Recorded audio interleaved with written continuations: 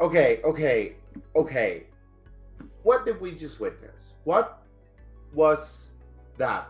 That was incredible, is what it was. I don't even have words. It's like what a semi-final of the Champions League. Like Inter Barca, 13 goals over 2 matches. Like last week was already insane with 3-3, but now 4-3, Inter goes through. Big upset. No, of course. That's not what you want me to talk about. No.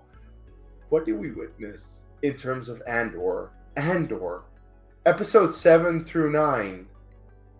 I'm gonna try to talk about this, but oh my god, I'm getting emotional just thinking about what I just saw. Like, oh my god, that was insane. But I would like to remind you that I have reviews up for all previous episodes of Andor. There's a link to the playlist in the description. Check out what I think about the previous episodes going into this one.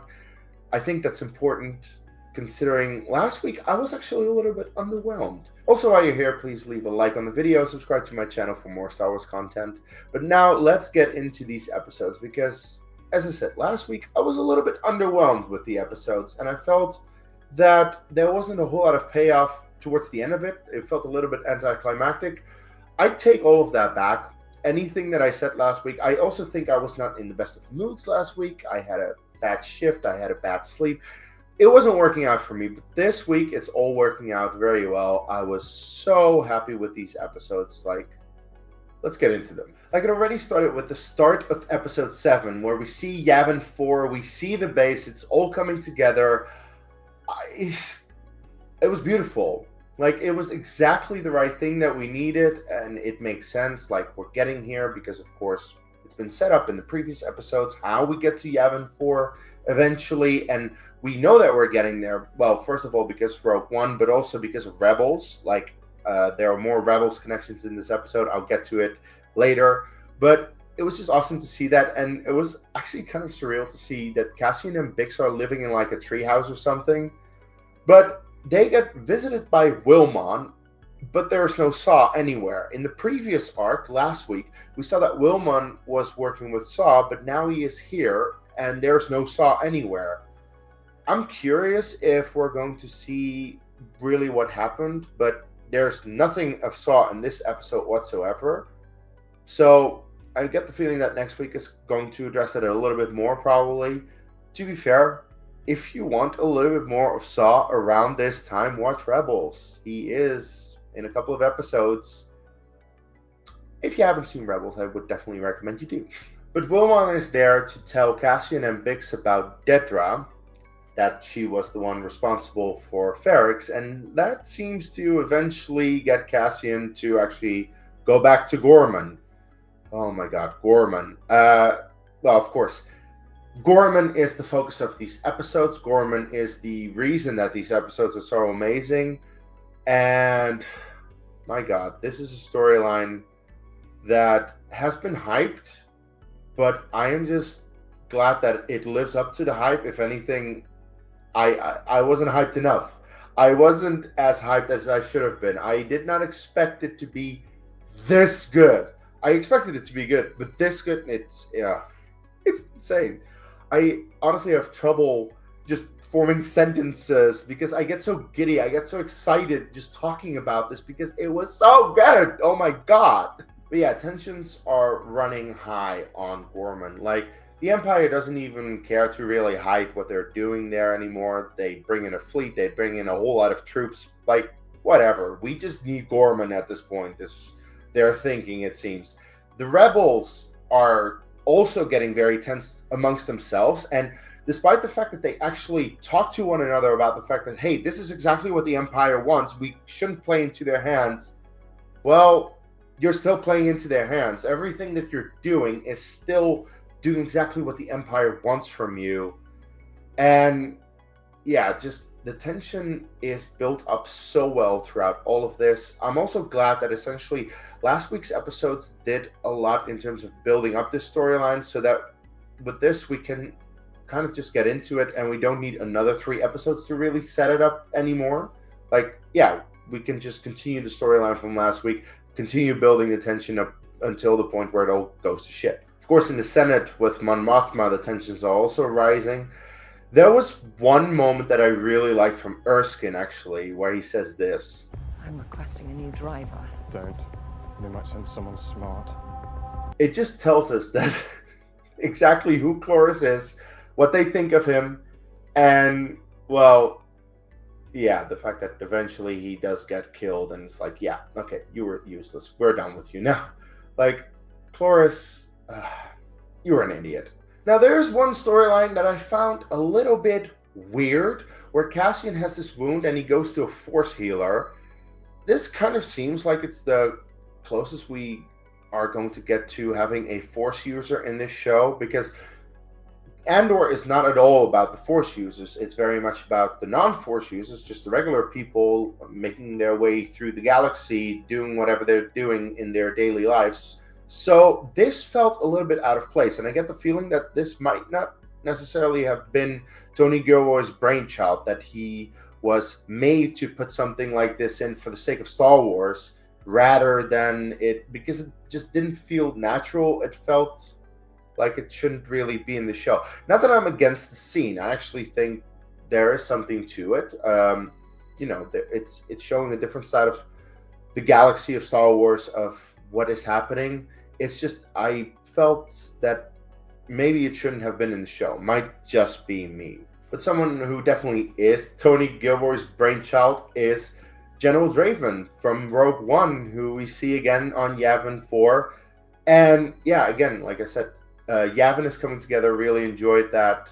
And yeah, it's been 9 years. Next year, Rogue One is celebrating its 10th anniversary already.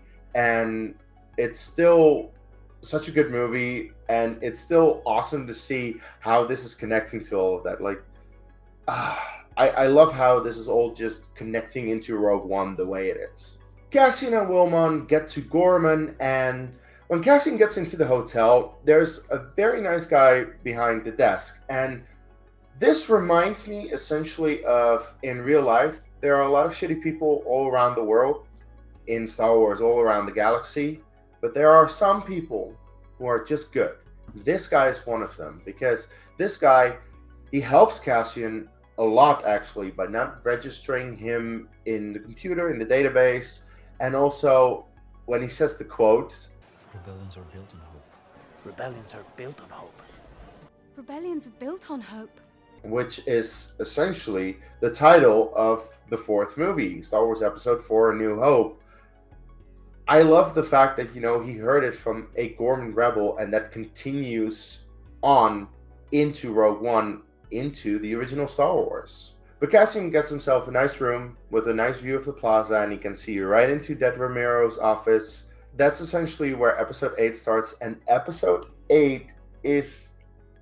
I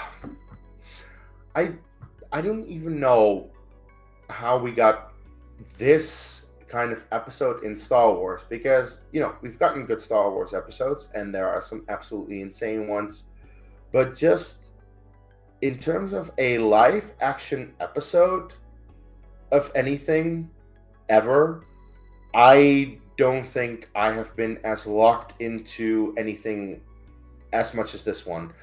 Like, the moment the episode starts, and because it once again just starts with building tension, as it always does, but it does it so well.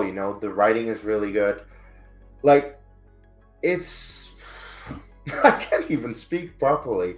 The Ghorman people getting into the streets, chanting, "We are the Ghor, the galaxy is watching," and they continue that up until they all are in the plaza, and then one of the guys starts singing a song, and I already credited the show for actually coming up with a completely made-up language in the previous one, but now they also have a song that sounds like, it would be a song that people actually sing out of, pride for their country, pride for their planet in this case. These are very proud people, and they have, their customs, and they have a complete, language and song that the show creators made for them for just a couple of episodes. It's incredible that, the amount of detail, the amount of attention to detail that they put into it. And it all just builds and builds and builds so well. everything just makes sense. Oh my god.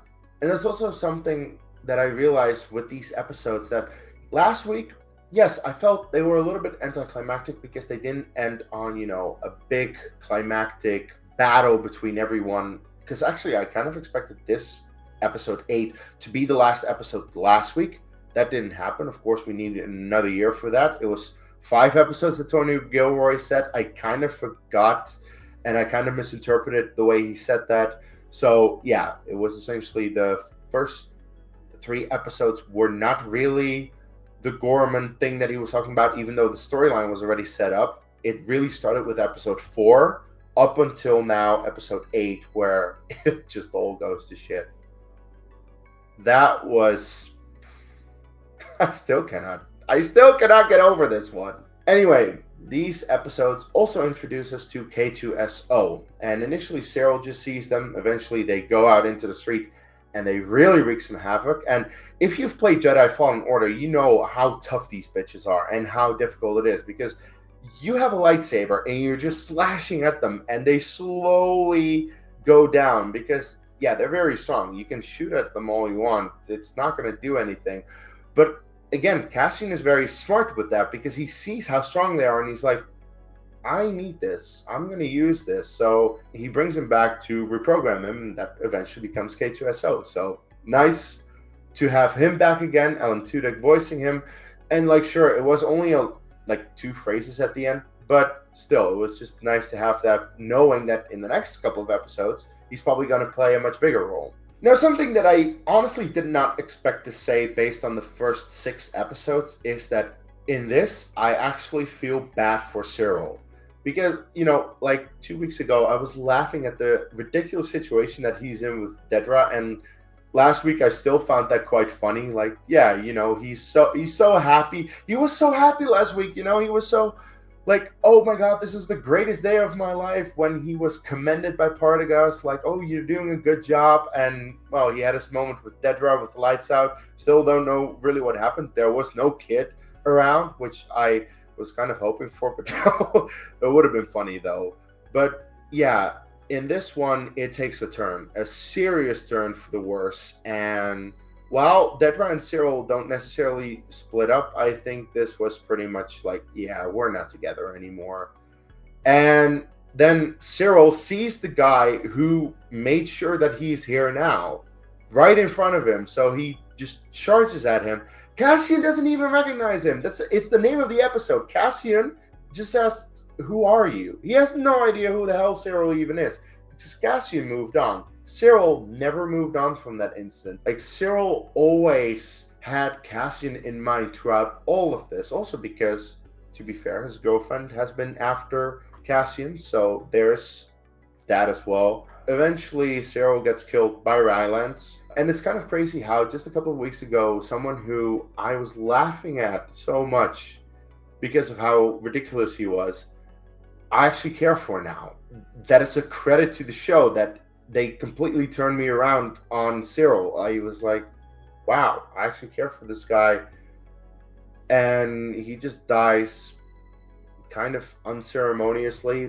He just gets killed. Kind of Brasso and Cinta. Now, Syril, this show is killing off characters left, right, and center, and it's a harsh one. It's really harsh. But he does manage to save Dedra, because Cassian had a shot, a very good shot. Syril stopped him. However, Dedra seems very unsettled and shocked and upset after all of this. She is not okay, and I wonder what she is going to do. I wonder if she even wants to continue being a ISB officer, or she just wants to quit it all, because this all went to shit. I can only imagine that, she is not happy about the fact that she lost her boyfriend. She lost so many other people there, both Imperials and Ghormans. Well, okay, she might not be too upset about the Ghormans, but yeah, the Imps lost a lot of people. But still, the most notable one is her boyfriend. She doesn't have that anymore. So what does she have after that? The entire operation of Ghorman went to shit. And what are you left with? I'm very curious what is going to happen with her now. I mean, I have the feeling that she might just kill herself or something. Yeah, like, it's very dark. It's a very dark, dire end. But, you know, sometimes there are people who just don't see a way out and do that type of stuff. So we'll see about it next week, I suppose. But damn, Dedra is not okay. And so is the Ghorman senator. He gets arrested by simply expressing his concern about his people. He is upset about what is happening to his people, and he gets arrested. Like, fuck you, Empire, for being a fascist bunch of piece of shits. Like, fucking hell. Look, I don't really want to get into real life politics, but it reminds me of some of the stuff that is happening in real life, where, you know, sometimes people are just being shut up for the sake of it because others don't want to hear it, and they don't want one person to speak out against it. Really, are you that afraid of one person speaking out? Jesus Christ. But yeah, this is the official breaking point for Mon Mothma. Mon Mothma is done. She is going to make a speech, and she does not care what will happen after that. Even though, you know, luckily there are plenty of people who do care about that and who will make sure that she gets out of there. So there's this entire plan in place. But I need to give credit to Genevieve O'Reilly once again. I think I've done that already, but just once again, her performance is insane. Her performance is absolutely insane in this final episode of the arc. Like, she is trembling at times out of anger, and in every single scene that you see her, like, you can read on her face what she's feeling. Of course, it also has to do with, you know, excellent writing, whether writing of the dialogue, and of course her speech, the speech that she gives in front of the Senate. Oh my God, like, the writing is insane and her performance is insane, and this is why the show is insane and these episodes are, because all of this is just, it's so fucking good. And I cannot imagine anyone watching these episodes and not feeling a thing. Like, you have to watch this and be like, you have chills all over your body. Like, I get emotional just watching her speech, for fuck's sake. Oh my God. I love this show so much. I love Star Wars so much. And this is exactly what I need in my life. Honestly, like, you know, this makes me so happy. Like, especially when she finishes the speech and she says Emperor Palpatine and then the power goes down. It's like, yes, I literally fist pumped the air. I was so happy that is the last bit that came out that everyone saw, because everyone knew that is exactly the issue. And that, of course, sparks the rebellion. And that's where it, like, transitions into what we see in Rebels. I made a short about how it would essentially connect to Rebels. They do mention it, essentially, like, once Cassian gets her out of there and they get to the safe house, they mention that she's going to go with Gold Squadron. That leads into season 3 of Rebels, the episode called Secret Cargo. Again, if you haven't seen Rebels, you need to see it, because it's all connected with this show. And especially now, towards the end of Andor, I feel it's going to be even more connected. And I got the feeling that next week we're probably going to see some characters. We'll see about that, of course. But yeah, I love how connected it is to Rebels, how it very much respects, you know, a show that is kind of for kids and would maybe be dismissed by someone else. But Tony Gilroy really seems to care about that and really wants to, you know, make sure that the fans of Rebels are respected. And I'm very happy that he's doing that. I'm also very happy with Brandon Roberts, who apparently is the composer for Season 2 of Andor. I was not actually familiar with his name up until I looked him up, but I needed to look him up. I needed to see who composed the score for this, because the score is also just incredible. It's perfect for what it needs to be. Like, it's fast and intense in certain scenes where it needs to be fast and intense. Like when Mon and Cassian are walking around the Senate trying to get out of there. It's like fast paced and you're like, oh shit, I'm really on the edge of my seat. But also, you know, in the more quiet moments, or when you need a more emotional score, like when Mon is giving her speech, you get a very good emotional score to help enhance the scene, essentially The musical score is just incredible. I love it, and thank you, Brendan Roberts, for making it so good. And then when Cassian has gotten Mon out and he returns to Yavin 4, he has a little moment with Bix, but the next morning, Bix is gone, and Bix has recorded a message for him telling him he needs to be with the rebellion, and the only way that he can fully focus on the rebellion is without her there. And this was absolutely heartbreaking because we've seen Rogue One, we know Cassian dies. She is talking about how they'll be together happily, hopefully, after it's all done, but they won't have a happily ever after because we know that Cassian is dead. And yeah, like, I needed to cry, and I'm just getting emotional just thinking about it. It was insane. I felt all the emotions throughout all of these episodes. I was sad. I was hyped up. Oh my god. What? I mean, the episode ends with K2 being powered up, and that's it. And then we have just experienced 3 of the most incredible episodes of Star Wars ever. This is exactly the reason why Andor is not only the best show of Star Wars, but it is it by far. It's not even close to whatever you would consider second. In my personal opinion, second best is Ahsoka, and then Mandalorian, which, you know, I really love Ahsoka and Mandalorian, but Andor is something else entirely. And how do I recover from this? What am I supposed to do after this? Like, I need to wait for another week for the other 3 episodes? I fucking can't. Oh my god. I'm emotionally drained after all of that, and I can't talk anymore. So you talk. You let me know what you thought of these episodes in the comments below, please. I'm drained. I can't anymore. Anyway, with that said, click right here to subscribe to my channel or check out another video right here. It's probably good. I am going to be piecing this together sometime soon. Look out for the live stream. I think it will be a lot of fun. But of course, until my next video, may the Force be with you.